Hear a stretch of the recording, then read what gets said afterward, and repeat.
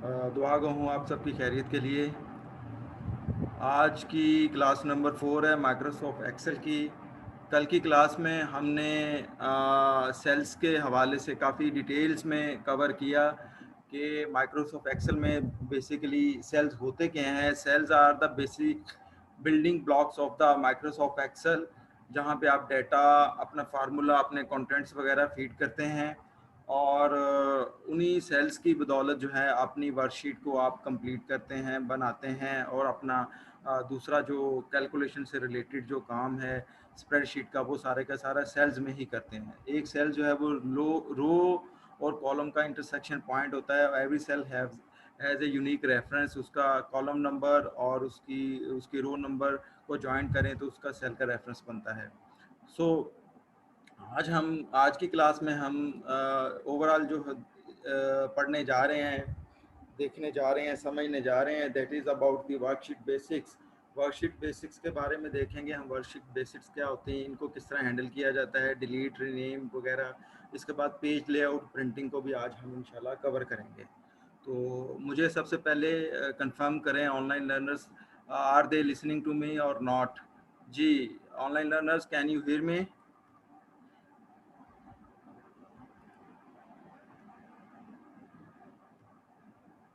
Hello.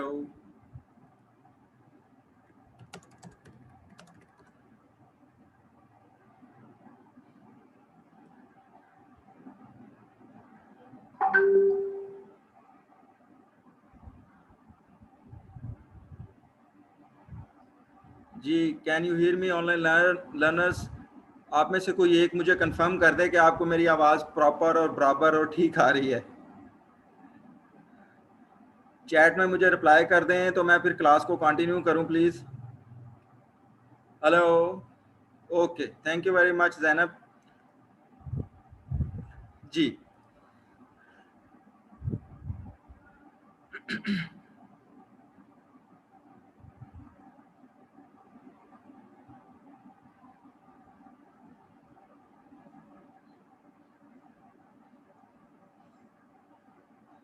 जी, worksheet basic से start करते हैं जी। Every workbook contains at least one worksheet by default. जब एक्सेल को ओपन करते हैं आपके सामने एटलीस्ट एक वर्कशीट होती है जो आपके सामने होती है, but you can add multiple as many you need the worksheets.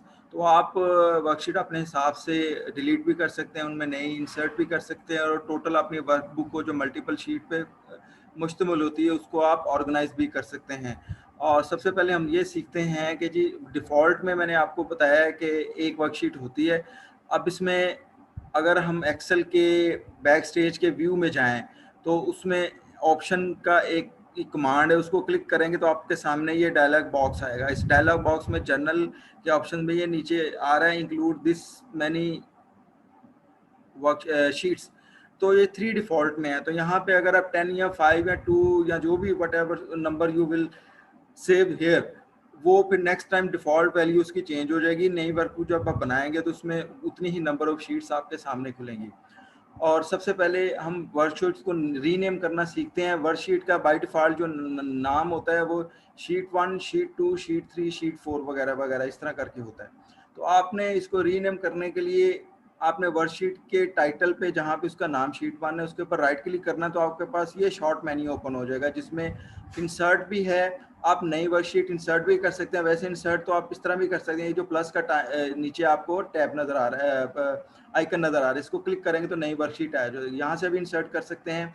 उसके बाद अगर ये डिलीट करेंगे तो जो सिलेक्टेड वर्कशीट है ये आपकी डिलीट हो जाएगी। मूव एंड कॉपी भी आप कर सकते हैं, वो आगे चल के मैं आपको दिखाता हूँ किस तरह करेंगे किस तरह नहीं करेंगे। उसके बाद शीट के ऊपर जब आप रीनेम, यहाँ पे रीनेम पे क्लिक करें तो आपके पास कर्सर का फोकस यहाँ पे आ जाएगा।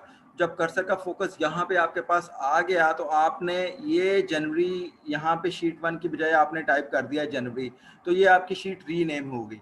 उसके बाद इंसर्ट करने के लिए जो मैंने आपको बताया, या तो आप ये प्लस का साइन क्लिक करेंगे या फिर आप इंसर्ट के ऑप्शन में ये राइट क्लिक करके शॉर्ट मेन्यू में इंसर्ट के ऑप्शन में इंसर्ट का ऑप्शन सेलेक्ट करेंगे तो दोनों सूरतों में आपकी एक नई वर्कशीट जनवरी के बाद शीट 2 ऐड होगी ऑटोमेटिक इसमें। उसके बाद to change the default number of the worksheet navigate to the back stage view click option then choose the device, जो मैंने आपको ऑलरेडी बता दिया। तो ये वर्कशीट को रीनेम करना और उस नई वर्कशीट को इंसर्ट करने के बारे में मैं आपको बता रहा था।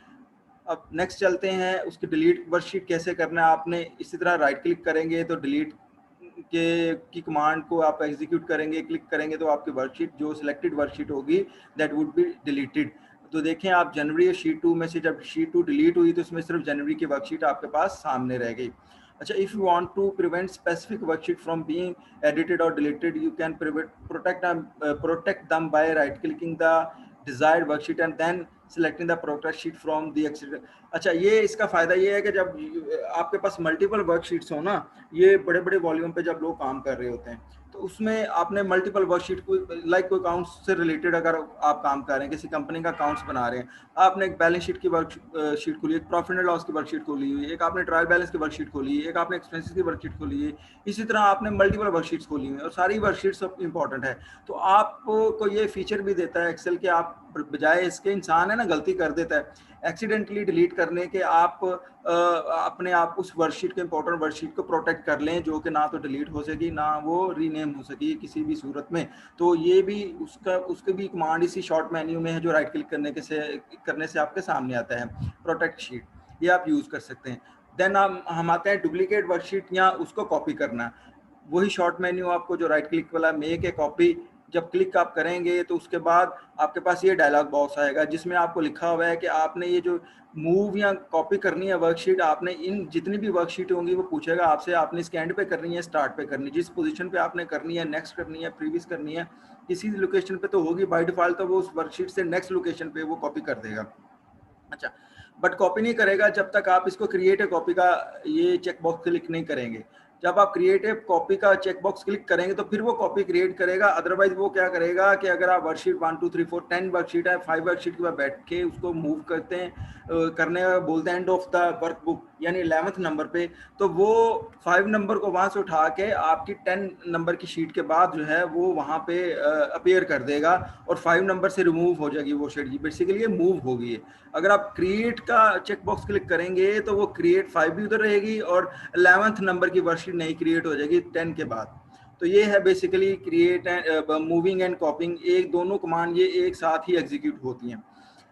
दी copied worksheet will copy, it will have the same title as the original, और जो कॉपी शीट होगी उसका टाइटल, उसका नंबर सब कुछ सेम होगा, सिर्फ उसमें नंबर 2 नंबर 3 या नंबर 4 आगे जिस तरह आप नीचे ये देख रहे हैं इसमें ये ऐड हो जाएगा। ओके, डिलीट, इसमें कॉपी भी हो गया, मूव का भी मैंने आपको बताया। एक तो ये तरीका कमांड के जरिए मैंने बताया था कि माइक्रोसॉफ्ट एक्सेल या कोई भी सॉफ्टवेयर है उसमें एक कमांड को करने के कई तरीके होते हैं। आप मेन्यू से भी रन कर सकते हैं, आप माउस से भी ड्रैग डाउन कर सकते हैं और आप कीबोर्ड शॉर्टकट भी यूज कर सकते हैं। यू गॉट माय पॉइंट, ठीक है ना?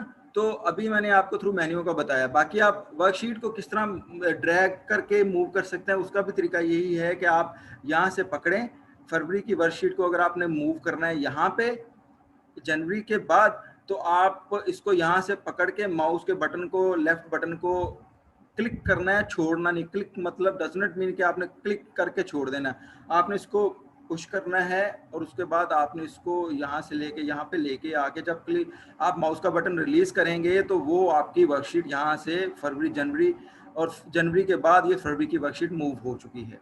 ये बेसिकली वर्कशीट को मूव करने का शॉर्टकट क्विकेस्ट वे था instead of going through the short menu commands. Okay.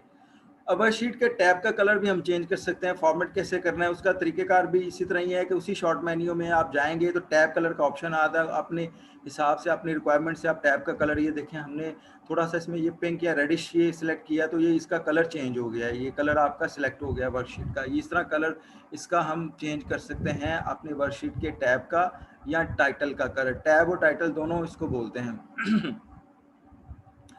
अच्छा, if you want to view a different worksheet you can simply click the tab to switch to the worksheet. However, with large workbook this can be sometimes become tedious as it many requires scrolling through all of the tabs to find the one you want. Instead you can simply right click and scroll arrow in the lower corner as shown in this. अब देखें इसमें अगर आपने आपकी workbook active है, ये देखें they are so many worksheet ना, आपने किसी एक वर्कशीट में मूव करना है तो ये बहुत ही यानी आप it will take much time in order to move and go through going through the specific worksheet. तो उसके लिए आपको तरीका शॉर्टकट ये है कि इसके ऊपर ही आपके पास छोटा सा ये एरो है, इसको आप क्लिक करेंगे, क्लिक करने के बाद आप उस वर्क ये आपके पास डायलॉग बॉक्स हो जाएगा। तो आप वन बाय वन मूव करने की बजाय उस side scroll down scroll up करके उस स्पेसिफिक वर्कशीट को डबल क्लिक करेंगे तो वो वर्कशीट पे आप मूव हो जाएंगे आसानी से। अच्छा, समटाइम ये होता है कि आपने वर्कशीट को ग्रुप करना होता है, यानी एक साथ इकट्ठा होता है। In over example employer needs to receive training every 3 months as we will create a worksheet group. ठीक है, we will create worksheet group for those employees. When we add names of the employees to one worksheet, they will be added to the other worksheet in the group as well. ठीक है, मतलब क्या grouping करने का मतलब ये है कि हम एग्जांपल क्या दे रहे हैं कि हमारे पास एम्प्लॉयज़ की एक वर्कशीट है और उनको हमने ट्रेनिंग देनी है 3 मंथ्स की। So we can create a worksheet group for those employees. हम उन एम्प्लॉयज़ की एक वर्कशीट का ग्रुप क्रिएट कर लेंगे 3 माह का, जनवरी, फरवरी और मार्च का। ठीक है, अब इससे ग्रुप करने से हमें फ़ायदा क्या होगा कि when we add the names of the employees to the one worksheet, जब हम एक वर्कशीट में नाम ऐड करेंगे तो बाकी वर्कशीट में देखें ट्रेनिंग 3 माह की हमने देनी है एम्प्लॉयज़ की, तो हर वर्कशीट में एम्प्लॉय का नाम तो आएगा ही ना। तो बजाय कि ये एफर्ट करेंगे तीनों में अलग-अलग नाम हम डालें, हम उनको ग्रुप कर लेते हैं और फिर उसके बाद ट्रेनिंग के आगे जो भी हम स्टैटिस्टिक्स देते जाएंगे वो मंथली वो हर शीट में ऐड होते जाएंगे ऑटोमेटिक। अब नाम को ही ले लें, जब नाम ऐड करेंगे एक वर्कशीट में तो वो दूसरी वर्कशीट में ग्रुप की वर्कशीट है उनमें ऑटोमेटिक ऐड हो जाएंगे। ये एक एडवांटेज और एक बेनिफिट है इसका ग्रुप वर्कशीट को ग्रुप करने का। अब उसके लिए तरीका क्या है, press and hold the control की ऑन योर कीबोर्ड से आपने कंट्रोल की को होल्ड किए रखना है, प्रेस करके होल्ड किए रखना है। जिस तरह माउस को मैं कहता हूँ कि प्रेस करके उसको होल्ड किए रखें, ड्रैग करें। Select the next worksheet you want to. अब वो वर्कशीट जिनको आपने सिलेक्ट करना है उनके ऊपर आप क्लिक करते जाएं।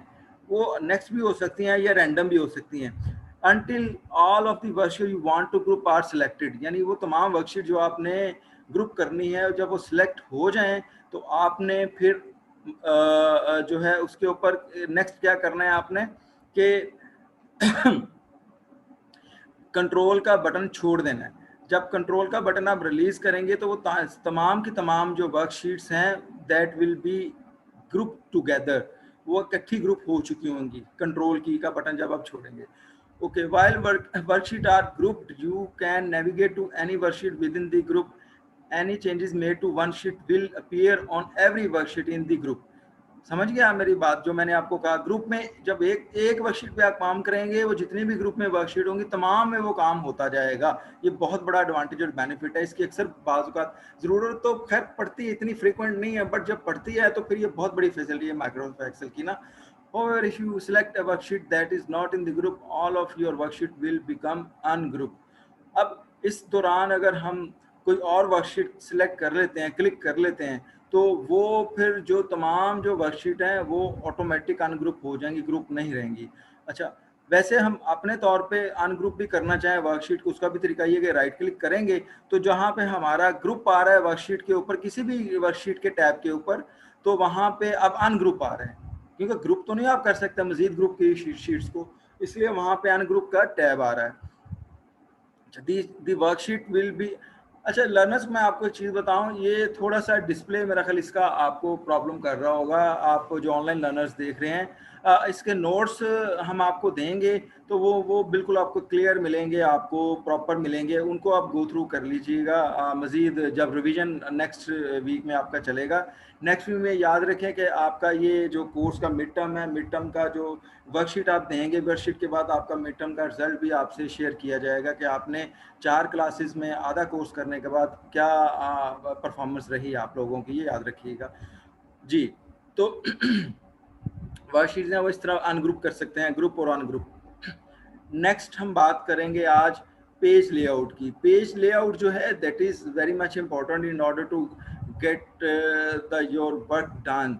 आपका काम कैसे आपका मुकम्मल होता है, वर्कशीट बनाना, टाइप करना, फॉर्मेट करना ही सारा कुछ नहीं होता, but there is another important thing कि आपने उस काम को मुकम्मल करने के बाद करना क्या है उसका। आपने उसको किसी एक पेज के ऊपर उसको सेट करना है according to your needs, page की सेटिंग्स करके फिर इसके बाद उसको अपने हार्ड फॉर्म में लेके आना है, यानी उसका प्रिंट करना है। ठीक है, जब तक प्रिंट नहीं करेंगे पेपर के ऊपर तब तक वो वर्कशीट आपकी यूजलेस है, आपको उसका कोई फायदा नहीं है। तो अक्सर रिजल्ट ऑब्जेक्टिव तो ये होता है ना, प्रिंटेड फॉर्म में लेके आए डाटा जो आपके पास है, जो वर्कशीट आपके पास है। तो उसमें पेज लेआउट बहुत इंपॉर्टेंट है। पेज लेआउट में बात करते हैं कि पेज लेआउट का जो टैब है, जिस तरह दूसरे टैब हैं, इसमें ये पेज से रिलेटेड सारी की सारी सेटिंग्स होती हैं। पेज लेआउट में सबसे पहले चीज़ ये आ जाती है कि आपने पेज की ओरिएंटेशन को देखना है, फिर पेज के मार्जिन्स हैं, पेज के टाइटल, पेज ब्रेक्स वगैरह, और दूसरी चीज़ें कुछ हम आगे चल के आपको मैं बताऊंगा। अच्छा, पेज ओरिएंटेशन क्या होती है? पेज ओरिएंटेशन का मतलब ये है कि आपने अपने पेज को लैंडस्केप रखना है या आपने पोर्ट्रेट रखना है। लैंडस्केप का मतलब है कि आपका जो पेज है वो वर्टिकल इस तरह आपको टॉलर टॉलर शेप में नजर आएगा। ठीक है, और जो लैंडस्केप है उसका मतलब ये है कि आपका जो पेज है आपका हॉरिजॉन्टल यानी विड्थ वाइज ज़्यादा वो आपको नजर आएगा फैला हुआ। तो आपके काम पे डिपेंड करता है कि क्या वो आपकी वर्कशीट जो है वो पोर्ट्रेट के पेज सेटअप के मुताबिक है, उसके ऊपर पूरी फिल हो रही है, यहाँ के आपको लैंडस्केप पेज ज़्यादा विड्थ वाली जगह वर्कशीट चाहिए। तो आपके रिक्वायरमेंट के ऊपर डिपेंड करता है कि आप पेज की ओरिएंटेशन किस तरह सेलेक्ट करते हैं। तो पेज की ओरिएंटेशन बेसिकली यही है कि लैंडस्केप जो पेज का साइज़ है वो there are 3 major size which are being used by the everywhere in the world. Number 1 है आपका लेटर पेज साइज है। लेटर पेज साइज का जो हाइट होती है वो होती है तकरीबन कोई अराउंड 11 इंचेस, और उसकी जो विड्थ होती है वो 8.5 इंचेस होती है। 11 इंचेस और 8.55 इंचेस होती है।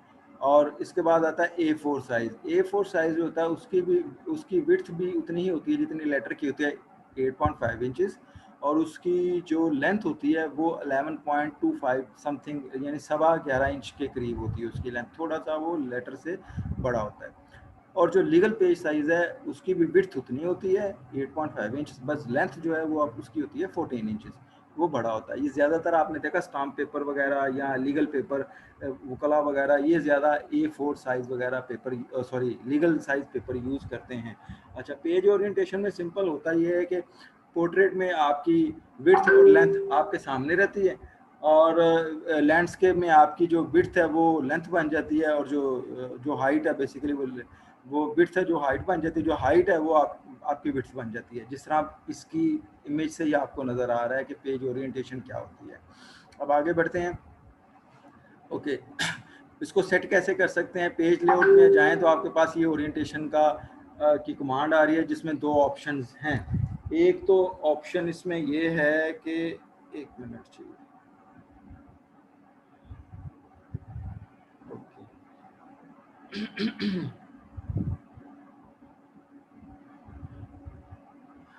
यहाँ पे 2 ऑप्शंस हैं जो हमने पढ़ ली, सीख ली, समझ ली, पोर्ट्रेट, लैंडस्केप ऑप्शंस।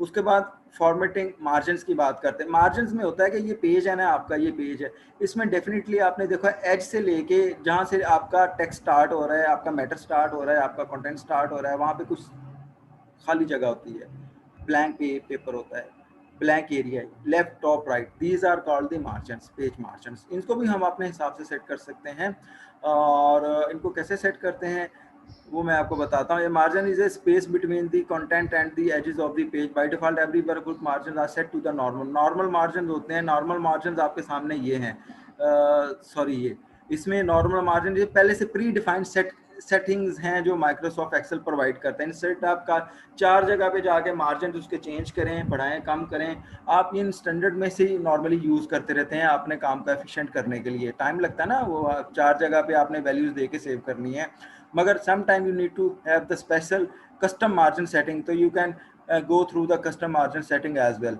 ये आपको प्रोवाइड करता है अपनी मर्जी, चाहे 3 इंच ऊपर से जगह छोड़ लें, 4 इंच ऊपर से छोड़ लें, नीचे से 2 इंच लेफ्ट से, जो भी whatsoever you want to do, तो you can do with the custom margin as well. अच्छा, इसमें क्लिक पेज लेआउट में रिबन को क्लिक करेंगे, मार्जिन की कमांड में चले जाएंगे। इस तरह पेज लेआउट में रिबन को क्लिक किया, मार्जिन की कमांड में, हम ये मार्जिन की कमांड में आगे दी select desired margin from the drop down menu. इसमें से वो मार्जिन के लिए सिलेक्ट करेंगे जो आपको सूट कर रही है। हम नैरो मार्जिन सिलेक्ट करते हैं, हम कहते हैं मेरे टॉप से कितना छोड़ना है, मार्जिन 0.75 पौना इंच, और उसके बाद बॉटम से भी इतना, लेफ्ट से हमने 0.25 इंच, ठीक है, क्वार्टर मार्जिन, और राइट से भी 0.5 इंच। हेडर फुटर को बाद में देखेंगे। तो उसके बाद the margin will be change to the selected size. आपके जब इसको सिलेक्ट आप करेंगे तो आपके इसको क्लिक करेंगे तो ऑटोमेटिक आपके वर्कशीट के जो पेज के मार्जिन हैं वो इस तरह आपके चेंज हो जाएंगे जो आपने सिलेक्शंस की हैं। अच्छा, कस्टम मार्जिन में आपको बता रहा था, कस्टम मार्जिन में या तो आप प्री डिफाइंड सेलेक्ट कर सकते हैं, नॉर्मल में जाएं, वर्ड में जाएं, नैरो में जाएं, ठीक है। और उसके बाद लास्ट जो आपने कस्टम मार्जिन यूज़ किया है वो भी आपके पास आ रहा है जो आप बार बार यूज़ करना चाहेंगे। कस्टम मार्जिन को क्लिक करें, आपके पास ये देख रहे हैं आप टॉप राइट बॉटम, इसको अपनी मर्जी से आप इंचज़ में होते हैं मार्जिन, इंचज़ में हम इनकी वैल्यूज़ चेंज कर रहे हैं, 0.7, 0.7, 0.75, 0.75, ये सारे सेट कर लें। यहाँ से आगे चल के जब हम पढ़ेंगे ना हेडर फुटर वर्कशीट के ऊपर या सिर्फ पेज के ऊपर आप लगाते हैं। हेडर फुटर का मतलब होता है कि आप फर्ज करें कि किसी कंपनी की वर्कशीट बना रहे हैं, आपके पास उस वर्कशीट के तकरीबन को 12-15 पेजेस हैं, तो आपको डेफिनेटली हर पेज के ऊपर कंपनी का नाम तो प्रिंट करना ही करना है ना, तो आप उसको एज ए हेडर लगा लेते हैं। और पेज फुटर में या पेज नंबर वगैरह लगा लेते हैं। तो वो हेडर में एक ही दफ़ा आप कंपनी का नाम डालेंगे, you don't need to type the company name on every worksheet और एवरी पेज। और उसके बाद मैन्युअली भी आपको पेज नंबरिंग करने की ज़रूरत नहीं है। आप हेडर फुटर में सेटिंग कर लेंगे तो वो आपके सारे के सारे पूरी वर्कशीट पे, पूरी वर्कबुक पे अप्लाई हो जाएंगे। अच्छा, इसमें जो हेडर एंड फुटर की मैं बात कर रहा था कि अब जब हेडर एंड फुटर प्रिंट होने हैं तो डेफिनेटली उन्होंने उनका भी एक सर्टेन मार्जिन उनका होगा, तो वो भी आप यहाँ से हेडर फुटर का मार्जिन भी आप सेट कर सकते हैं।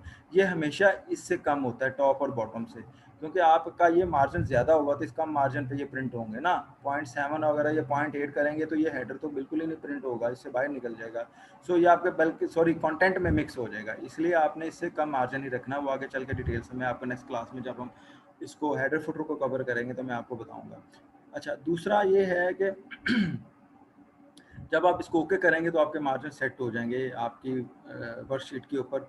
To include print titles, if your worksheet uses title header bar, it's important to include these heading on each page of your printed worksheet. It would be difficult to read a printed workbook if you title. जो पिछली class में एक मुझे याद पड़ता है कि एक स्लाइड के ऊपर मैंने आपको दिखाया था कि जो जितना भी डाटा होता है सारे का सारा वर्कशीट के सेल्स में, कॉलम में वर्टिकली होता है सारा, और हर कॉलम की अपनी हेडिंग होती है, हर डाटे का अपना हेडिंग होता है। एक तो कॉलम की हेडिंग ABC होती है, बट डाटे की जो हेडिंग होती है वो उसका कोई ना कोई टाइटल होता है, उसका कंटेंट हेडिंग होती है जिसको बोलते हैं। जिस तरह हमने वो देखा था डेट्स क्या हैं, और उसके बाद स्टूडेंट का नाम क्या है, उसने मार्क्स कितने ऑब्टेन किए, उसके बाद नीचे स्टूडेंट का नाम वगैरह वगैरह सारा, तो वो टाइटल हेडिंग उसको बोलते हैं। तो हम बाज़ औक़ात ये वर्कशीट एक बनाते हैं जिसमें फॉर एग्जांपल 200 के करीब स्टूडेंट हैं, 200 के करीब स्टूडेंट्स हैं, तो उसके एक से ज़्यादा पेजेस बनेंगे।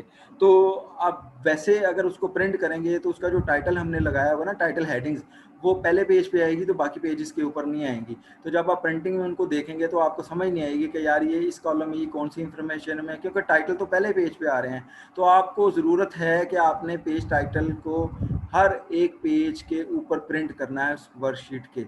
तो उसके लिए फैसिलिटी है इसमें। उसका तरीक़ाकार क्या है, click the page layout on the ribbon and select the print title command. इसको आप क्लिक करेंगे पेज लेआउट को, अगेन प्रिंट टाइटल कमांड में जाएंगे, the page setup dialog will appear from here, you can choose rows or column repeat at the each page. अब यहाँ से आपने, जब आपके सामने ये डायलॉग बॉक्स आ जाएगा तो आपने उसमें वर्कशीट्स में से जाके उस रो को सिलेक्ट कर लेना है जिसको आपने रिपीट करना है। यानी यहाँ से क्लिक करके उसके बाद आप देखें ये आपके सामने ये डाटा आ गया। इसमें आपने ये जो हेडिंग, टाइटल हेडिंग है, इसको आपने सिलेक्ट किया। सिलेक्ट करने के बाद ये देखें यहाँ पे page setup rows repeat to at top आपके सामने नज़र आ रहा है, आपको सिलेक्ट हो गया। उसके बाद ये page setup dialog box will expand, click okay, row will be printed at the top of every page. ठीक है, आप जब इसको आप क्लिक कर लेंगे तो आप प्रिंट का बटन प्रेस करेंगे तो आपकी ये जो रो है, जिसमें जो आपकी ये रो हेडिंग है, ये आपकी हर पेज के टॉप के ऊपर प्रिंट होगी। ये बेसिकली इसकी एक फैसिलिटी है माइक्रोसॉफ्ट एक्सेल की लार्जर वर्कशीट के साथ जब आप काम करते हैं। ओके, पेज ब्रेक इंपॉर्टेंट होता है कि जी आप काम करते जाएं तो आप वर्कशीट जहां पे 11 इंच की और मार्जिन की लिमिट पहुंचती है, उसके बाद next page automatic Microsoft Excel start कर देता है। अब आप ये चाह रहे हैं कि आपने अपनी मर्जी से पेज ब्रेक रखना है। आप चाह रहे हैं कि यार फर्ज करें कि आपके फर्स्ट पेज के ऊपर 25 रोज 25 जो है रिकॉर्ड्स आ रहे हैं, नंबर्स आ रहे हैं। आप कहते हैं कि नहीं, मैंने इसको जो है ना बेसिकली 20 से मैंने नया पेज स्टार्ट करना है, मुझे हर पेज पे 20 रोज चाहिए, तो you need to put the custom page breaks. Page break आप खुद से लगा सकते हैं। उसको लगाने का तरीका, इंसर्ट करने का तरीका यह है, locate and select the page break command. आप पेज ब्रेक कमांड को सिलेक्ट करेंगे पेज लेआउट में, यहाँ पे ये ब्रेक्स का आपके सामने टैब आ रहा है, insert page break, remove page break, reset all page. ये इंसर्ट करेंगे, फिर अगर इंसर्ट किया हो तो हमने उसको रिमूव भी तो करने की जरूरत पड़ती है, तो इसलिए रिमूव भी यहीं से होगा। तो आपने उसको, अच्छा, उसके लिए सबसे पहले आपको जो व्यू में हमने पढ़ा था डिफरेंट व्यूज़ हैं, अपने नॉर्मल वेब्स की बजाय आपने उसको पेज ब्रेक व्यू में लेके जाना है अपनी वर्कशीट को, ताकि आपको पता चले कि आपका पेज ब्रेक कहाँ पे नज़र आ रहा है। आपके पेज ब्रेक जहाँ पे नज़र आ रहे हैं आपको पता चलेगा, तो आप अपनी मर्जी से पेज ब्रेक की सेटिंग कर सकेंगे ना। तो पेज ब्रेक आपके सामने इस तरह ब्लू ये बाउंड्रीज में शो हो जाएंगे। यहाँ पे ये 28 रो के बाद जो है ना 29 नंबर जो रो है वो आपके नेक्स्ट पेज पे प्रिंट होगी। तो आपने जब पेज ब्रेक अपने हिसाब से सेट करना है, तो आप उसके बाद उसको इंसर्ट करेंगे पेज ब्रेक को। The page break will be inserted represented by dark blue line. तो आपने यहाँ से पेज ब्रेक को इंसर्ट किया, क्लिक इंसर्ट पेज ब्रेक, यहाँ पे आपका कर्सर था, तो 29 के बाद आपका यहाँ पे ये पेज ब्रेक ऐड हो गया। अच्छा, when viewing your workbook in normal view, inserted page break are represented by solid gray line। अच्छा, इसमें ये पेज ब्रेक व्यू था। जब नॉर्मल व्यू में जाते हैं तो पेज ब्रेक जो आपने लगाया था वो सॉलिड ग्रे लाइन में आ रहा था, थोड़ा गौर से उसको देखना पड़ता है। इंसर्टेड पेज ब्रेक जो आपने खुद से इंसर्ट किया वो सॉलिड ग्रे लाइन में आ रहा है। इससे भी आपको नॉर्मल व्यू में पता चल रहा है कि आपकी जो वर्कशीट की पेज ब्रेक्स हैं वो किस किस्म के, कहाँ कहाँ पे पेज ब्रेक्स आपने लगाए हुए हैं। और ये ऑटोमेटिक पेज ब्रेक का मतलब है कि यहाँ पे आपके पेज की जो है विड्थ वो कम ख़त्म हो रही है, यहाँ पे डॉटेड लाइन, और यहाँ तक इस कॉलम तक जो है ना आपके पेज की एक पेज की प्रिंटिंग आएगी। ग्रे लाइन का मतलब है कि यहाँ तक आपका पेज ब्रेक इतनी रोज होंगी, और इस वर्टिकल डॉटेड लाइन का मतलब है कि ई कॉलम तक आपका जो मैटर है वो एक पेज पे प्रिंट होगा। सो ये पेज ब्रेक की सेटिंग्स हैं, और उसके बारे में थोड़ी सी इंफॉर्मेशन जो आपके लिए बड़ी ज़रूरी थी एज ए एक्सेल लर्नर। तो insert the header and footer. अब इंसर्टिंग हेडर एंड फुटर जो मैंने आपको बताया था, स्कूल नेम या कंपनी नेम की एग्जांपल आप ले लें, उसके लिए इंसर्ट करने के लिए तरीका ये है कि आप उसको पेज लेआउट व्यू में जाते हैं और हेडर एंड फुटर को सिलेक्ट करते हैं यहाँ पे। ठीक है, यहाँ पे आप पेज लेआउट में जाके page header and footer select करते हैं। इसमें कंपनी का नाम भी डाल सकते हैं, या उसमें header and footer tools tools में आपके पास ये पेज नंबर भी है, पेज नंबर ऑफ नंबर, यानी सिंगल पेज या पेज 1 ऑफ 10 पेजेस, जितने भी नंबर ऑफ पेजेस होंगे वो इस तरह नंबर के डिफरेंट फॉर्मेट्स हैं। करंट डेट भी डाल सकते हैं, करंट टाइम भी डाल सकते हैं, फाइल का नाम, file number, there are so many default options ना माइक्रोसॉफ्ट एक्सेल में, you can select if you want, या अदरवाइज अपने तौर पे भी, जिस तरह मैंने कहा था हेडर एंड फुटर में अपनी मर्जी का हेडर फुटर आप सेट कर सकते हैं। जो भी हेडर फुटर आप सेट करेंगे, फॉर एग्जांपल आपने फुटर सेलेक्ट किया और उसमें पेज नंबर डाला, तो न्यू फुटर आपका ये ऑटोमेटिक ये पेज नंबर आपके नीचे वर्कशीट आपकी खत्म हो गई और ये पेज नंबर आपका इसके ऊपर प्रिंट हो गया। एक तो ये तरीका है। दूसरा तरीका ये है कि जब आप इसमें ये पेज ब्रेक व्यू था, ये पेज लेआउट व्यू में जब आते हैं तो आपके पास पेज लेआउट व्यू में यहाँ पे ऊपर अपना आना शुरू हो जाता है वर्कशीट के टॉप के ऊपर क्लिक टू ऐड हेडर, या उसके बाद बॉटम पर क्लिक टू ऐड हेडर। तो instead of going through the tab menu, आप यहाँ पे डबल क्लिक करके खुद से भी यहाँ पे आप header and footer double click करेंगे तो आपके पास यहाँ पे एडिट का ऑप्शन आ जाएगा और हेडर एंड फुटर के ऑप्शन आ जाएंगे। तो आप खुद से भी अपनी मर्जी से डायरेक्ट यहाँ पे हेडर एंड फुटर अपनी वर्कशीट का ऐड कर सकते हैं। जी, अब लास्ट इसमें हम देखते हैं कि अपनी वर्कबुक को जो काम हमने फाइनल जब तक प्रिंट नहीं करेंगे तब तक उसका फ़ायदा कोई नहीं होगा। तो प्रिंटिंग हम कैसे कर सकते हैं? जो प्रिंटिंग करने के लिए देर यहाँ पे ऑप्शन है कि आप फाइल के मेन्यू में जाते हैं, उसके बाद प्रिंट को क्लिक करते हैं और प्रिंट पैन आपके सामने इस तरह का ही ओपन हो जाता है। आप देख रहे हैं कि आपके पास डेफिनेटली ये कुछ चीज़ें ऐसी हैं जो आप पेज लेआउट में भी सेट कर सकते हैं, मगर उसमें प्रिंटिंग के टाइम भी आपके पास ये ऑप्शंस आते हैं। You can select the orientation. Where is the orientation? Page orientation page. Yes, this is page orientation। भी यहाँ सेलेक्ट कर सकते हैं, पेज का साइज भी यहाँ पे सेलेक्ट करते हैं, मार्जिन वगैरह वगैरह वगैरह वो भी यहाँ पे सेट कर सकते हैं। सो अगेन कि पेज लेआउट में एक दफ़ा सेटिंग करने के बाद प्रिंटिंग ऑप्शन में भी आपके पास ऑप्शन होता है कि आप उसको सिलेक्ट कर सकते हैं। एनीवेज उसमें आपने सबसे पहले जो चीज़ ये करनी है कि आपने प्रिंटिंग ऑप्शन में आपका जो प्रिंटर सिलेक्टेड है अटैच है कंप्यूटर के साथ, उसको आपने सिलेक्ट करना है। बाय डिफ़ॉल्ट अगर डिफ़ॉल्ट प्रिंटर सिलेक्ट होता है तो ऑटोमेटिक वो प्रिंटर यहाँ पे आ रहा होता है और उसमें रेडी लिखा होता है। अगर सिलेक्टेड है तो ओके, स्टेप 2 पे आप जाएँ। स्टेप 2 में आपने ये करना है कि number of copies 1 by default में आ रही है, और नंबर ऑफ़ कॉपीज़ अगर आप एक से ज़्यादा कॉपीज़ आपकी प्रिंटिंग की चाहिए तो you can set the desired number of copies as well. Settings में आपने करना है कि आपने प्रिंट क्या करना है, एक्टिव वर्कशीट करनी है, पूरी वर्कबुक करनी है, या पेज नंबर 1 से लेके 2 तक 3 4 किस तरह आपने पेजेस कौन कौन से पेज पर, ये प्रिंटिंग की सिलेक्शन है। Other you are going to print the complete workbook और जो शीट और स्पेसिफिक पेज रेंज, तो जो भी आपने करना है वो इस सेटिंग्स यहाँ पे हैं, आप सेलेक्ट कर सकते हैं। Fourth and finally you will click on the print button. Page आपके प्रिंटर में लगे होंगे, प्रिंटर में से थोड़ी सी आवाज़ आपको आ गई गूँ गाँ गी गूँ गूँ, उसके बाद आपका वो प्रिंटर जो है अगर ठीक हुआ तो आपको प्रिंट निकाल के टोनर वगैरह आपके सामने रखेगा और आपका काम जो है वो कंप्लीट हो जाएगा वर्कशीट बनाने और उसको प्रिंट करने तक का। ओके, तो डेफिनेटली बाय डिफ़ॉल्ट आपकी जो वर्कशीट है वो जो होगी जो एक्टिव वर्कशीट होगी वही प्रिंट होगी जो भी आप सिलेक्ट करेंगे। बट इसमें कुछ और भी ऑप्शन है कि आप वर्कशीट में सेटिंग कर सकते हैं कि आपने एक्टिव वर्कशीट सिलेक्ट करनी है या आपने सिलेक्शन बाज़ का you need to print this specific portion of the worksheet. आप वर्कशीट में कुछ एरिया सिलेक्ट करके उसको प्रिंट करना चाह रहे हैं तो उसके लिए आपके पास ये प्रिंट सिलेक्शन का ऑप्शन है, ठीक है। और उसके बाद आप प्रिंटिंग रेंज में आप मल्टीपल वर्कशीट भी सिलेक्ट कर सकते हैं कि आपने मार्च और मई की वर्कशीट को सिलेक्ट करना है, प्रिंट करना है, अप्रैल को नहीं प्रिंट करना, या मार्च अप्रैल की वर्कशीट को प्रिंट करना है, मई को नहीं प्रिंट करना। So these are the settings you can set when you are going to print out of your worksheets।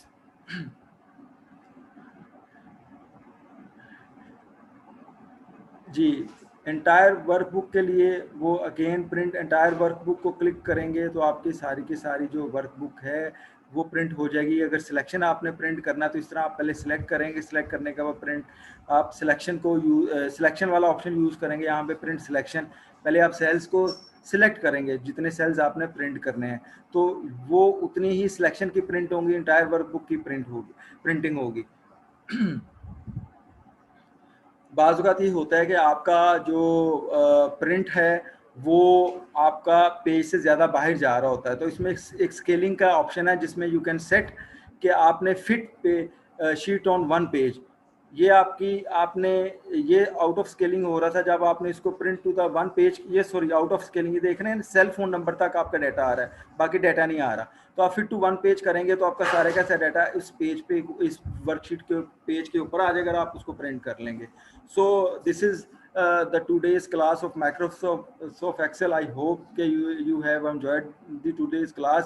Be regular, punctual in order to attend the class, and always submit your worksheet and assignment in time in order to produce your result in the good zone. Take care. We will meet in next